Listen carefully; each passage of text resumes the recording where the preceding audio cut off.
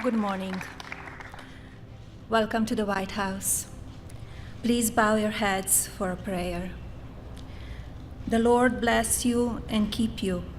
The Lord makes his face to shine upon you and be gracious to you.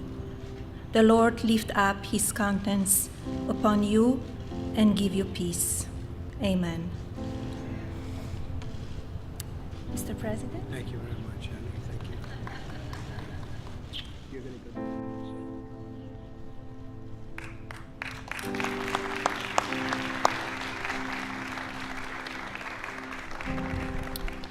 go. Please, thank you very much. And thank you, Melania, for the great job you do as First Lady. People love you. No matter where I go, they love you. On this special day, we join communities and congregations across our country in continuing a great tradition that helped build our nation, and we have built it now stronger than ever before. They're starting to find out. In March of 1776, as the founders prepared to draft the Declaration of Independence, the Continental Congress asked everyone to join in a day of prayer and fasting for the cause of freedom. They go hand in hand. It's a beautiful thing to watch. Today, we give thanks for this magnificent country, and we proudly come together as one nation under God. People are so proud to be using that beautiful word, God. And they're using the word God again. And they're not hiding from it. And they're not being told to take it down. And they're not saying we can't honor God. In God we trust. So important. A little thing on the campaign, but it wasn't such a little thing to me when I first started 4 years ago. Haven't been doing this so long. We did a good job. But when I first started campaigning, people were not allowed, or in some cases, foolishly ashamed to be using on stores, Merry Christmas, Happy Christmas. They'd say Happy Holidays. They'd have red walls, and you'd never see Christmas. That was 4 years ago. Take a look at your stores nowadays. It's all Merry Christmas again. Merry Christmas again. They're proud of it. I always said, you're going to be saying Merry Christmas again, and that's what's happened. As we unite on this day of prayer, we renew our resolve to protect communities of faith and to ensure that all people and all of our people can live and pray and worship in peace. In recent months, it's been pretty tough. We've seen evil and hate-filled attacks on religious communities in the United States and all around the world. 1 month ago, 3 historically Black churches were burned tragically in Louisiana. In Sri Lanka and New Zealand, hundreds of Christians and Muslims were brutally murdered at their places of worship. In October, an anti-Semitic killer attacked the Tree of Life Synagogue in Pittsburgh.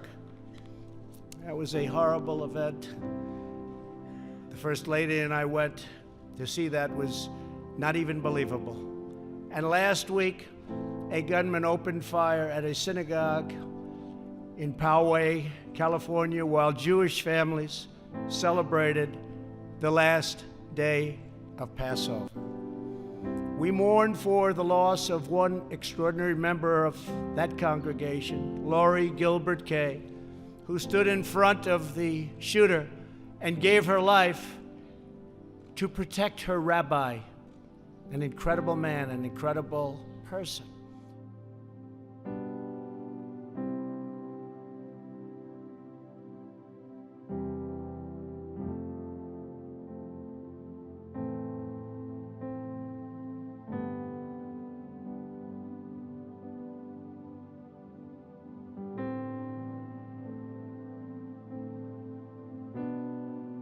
I had what was going to be about a 1-minute conversation just to express my sorrow and gratitude and everything else you could express, and it ended up being about 25 minutes.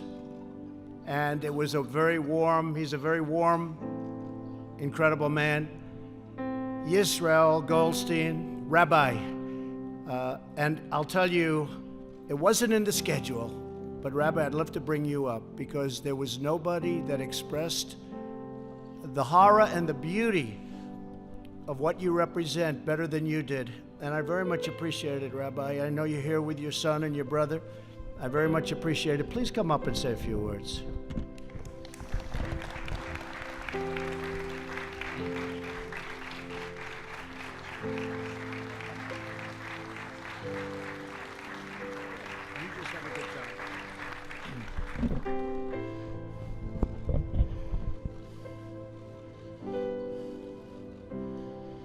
Just 5 days ago, Saturday morning, I faced evil and the worst darkness of all time, right in our own house of worship, right at Chabad Poway. I faced him, and I had to make a decision. Do I run and hide, or do I stand tall and fight and protect all those that are there? We cannot control what others do, but we can control how we react. My dear Rebbe, Rabbi Menachem Mendel Schneerson, taught me the way we react to darkness is with light. It was that moment that I made a decision. No matter what happens to me, I'm going to save as many people as possible. I should have been dead by now, based on the rule of statistics. I was in the line of fire, bullets flying all the way. My fingers got blown off, but I did not stop. The Rebbe taught me, as a Jew, you are a soldier of God. You need to stand tall and stand fast and do whatever it takes to change the world. My life has changed forever, but it changed so I could make change. And I could help others learn how to be strong, how to be mighty and tall. Many have asked me, Rabbi, where do we go from here? How do we prevent this? And my response is what my Rebbe told me when President Ronald Reagan was shot. The Rebbe said, we need to go back to the basics and introduce a moment of silence in all public schools so that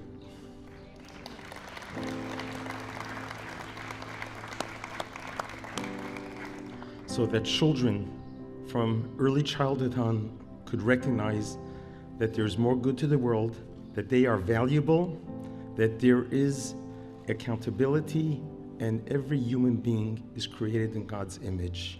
If something good could come out of this terrible, terrible, horrific event, let us bring back a moment of silence to our public school system.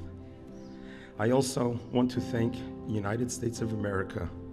I'd like to thank our dear Honorable Mr. President for being, as they say in Yiddish, a Mensch par excellence.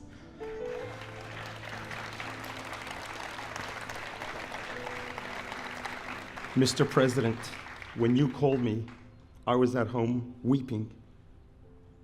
You were the first person who began my healing. You heal people in their worst of times, and I'm so grateful for that.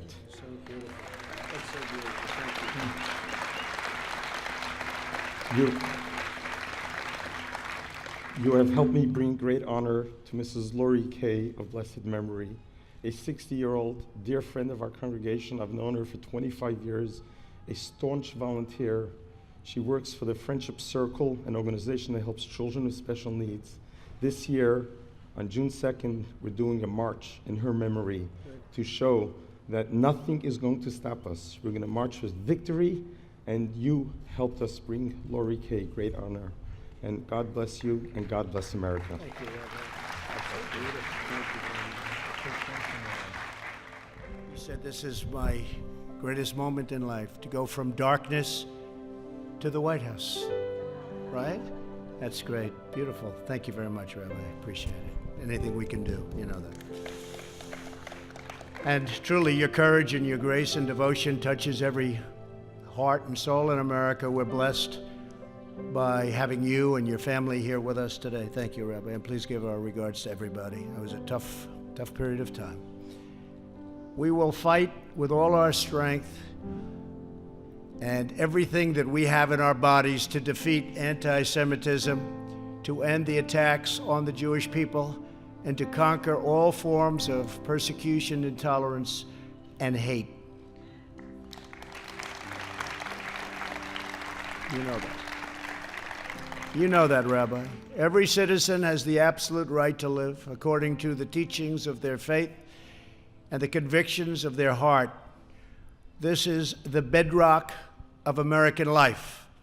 To protect this heritage, my administration has strongly defended religious liberty, two words you haven't heard too much about for a long period of time, but now you're hearing it all the time. Religious liberty.